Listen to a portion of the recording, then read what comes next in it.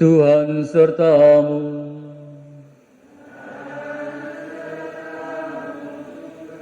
Inilah Injil Yesus Kristus menurut Santo Matius.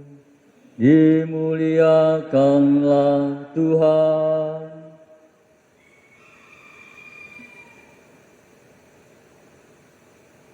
Sekali peristiwa, Yesus menyatakan kepada murid-muridnya bahwa ia harus pergi ke Yerusalem dan menanggung banyak penderitaan dari pihak tua-tua, imam-imam kepala, dan ahli-ahli Taurat, lalu dibunuh dan dibangkitkan pada hari ketiga. Tetapi Petrus menarik Yesus ke samping dan menegur dia, katanya, "Tuhan, kiranya Allah menjauhkan hal itu. Hal itu sekali-kali takkan menimpa engkau." Maka Yesus berpaling dan berkata kepada Petrus, "Enyahlah iblis, engkau suatu batu sandungan bagiku, sebab engkau memikirkan bukan yang dipikirkan Allah, melainkan yang dipikirkan manusia." Lalu Yesus berkata kepada murid-muridnya, "Setiap orang yang mau mengikuti aku harus menyangkal diri, memikul salibnya, dan mengikuti aku. Karena barang siapa mau menyelamatkan nyawanya, ia akan kehilangan nyawanya. Tetapi barang siapa kehilangan nyawanya karena aku, ia akan memperolehnya. Apa gunanya bagi seseorang jika ia memperoleh seluruh dunia, tetapi kehilangan nyawanya? Apakah yang dapat diberikannya kepada ganti nyawanya? Sebab anak manusia akan datang dalam kemuliaan Bapanya, diiringi malaikat-malaikatnya. Pada waktu itu, ia akan membalas setiap orang setimpal dengan perbuatannya."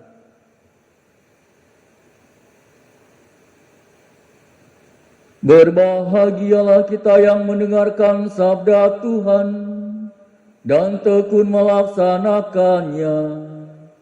Sabdamu adalah jalan, kebenaran, dan hidup kami.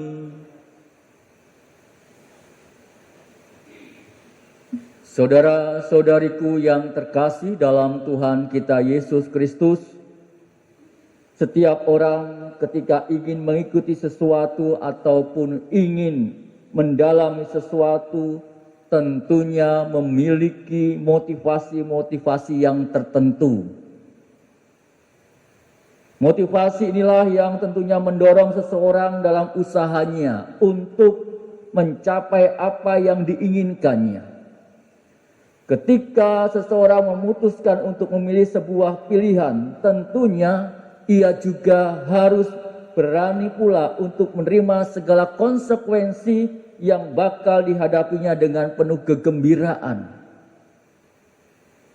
Bila seseorang ternyata berusaha untuk lari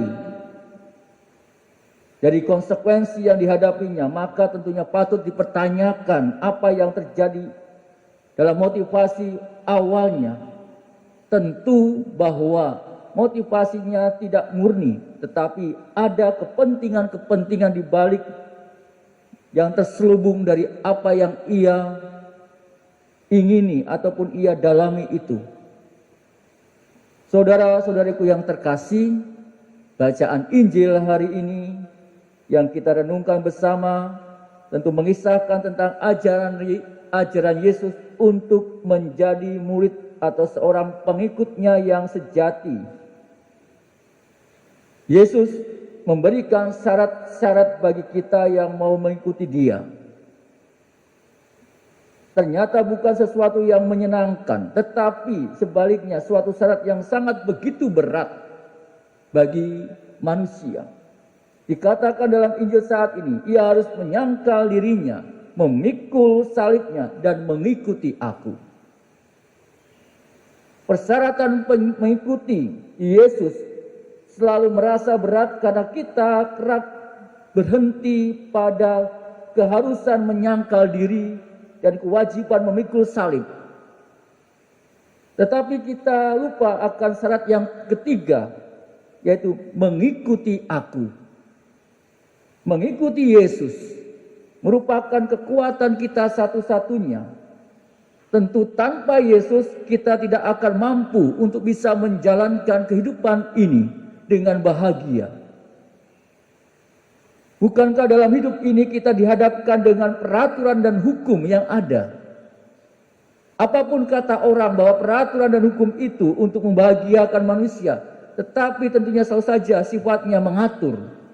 Ia membuat kita terkadang tidak bebas dan juga menghukum, yang membuat kita terkadang sakit, terkadang kita trauma, bahkan menyimpan dendam dalam diri kita.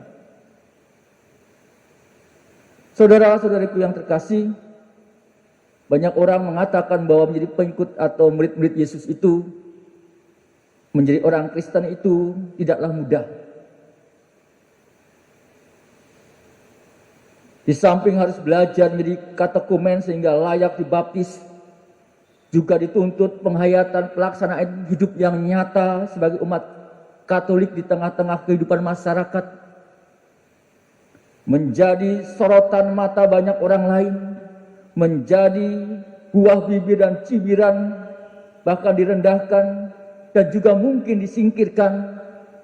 Itulah faktanya, walaupun tidak semua orang yang sering kita lihat bahkan kita alami sendiri. Dari sinilah kita harus menyadari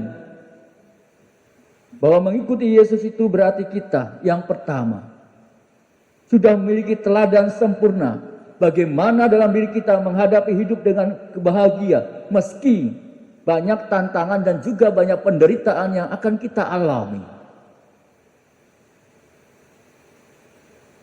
Yang kedua, tentunya kita mendapat kekuatan dari Allah, dari Yesus sendiri, karena tentunya Dia adalah Tuhan kita, kekuatan hidup kita dalam menjalankan kehidupan kita sehari-hari.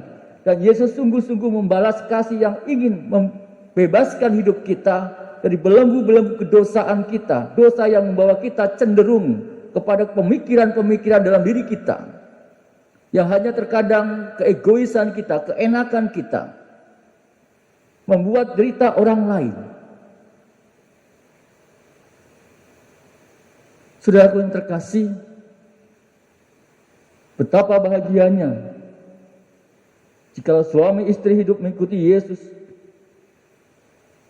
Sungguh adanya damainya jika di antara saudara, antara kakak, antara adik-adik, dan juga pengikut Yesus dengan penuh kegembiraan. Betapa indahnya hidup membiara apabila masing-masing anggota mengikuti Yesus dengan penuh sukacita. Karena ketika kita kreatif, yang lain mendukung, ketika kita putus asa, yang lain menyemangati. Ketika kita jatuh dalam kesalahan dan dosa, yang lain selalu mencintai dan juga mengampuni. Inilah yang tentunya bagaimana kita menjadi pengikut Yesus yang sejati dalam diri kita. Semoga dalam hidup kita, ketika kita mengikuti Yesus, kita menyadari hal ini, dan juga kita tidak merasa kecewa, tidak merasa putus asa, tetapi melainkan kita bangga menjadi pengikut Yesus dalam diri kita yang sejati. Kemuliaan kepada Bapa dan Putra dan Roh Kudus